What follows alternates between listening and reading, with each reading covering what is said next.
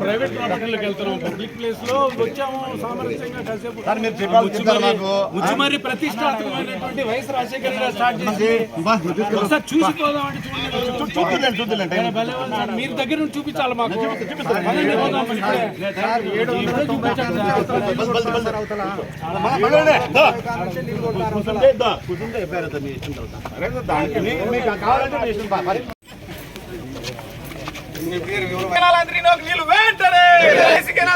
నీళ్ళు వెంటనే 860 అడుగులు నీళ్లు దాటినా నీళ్ళు ఇవ్వకపోవడం అంటే వెంటనే.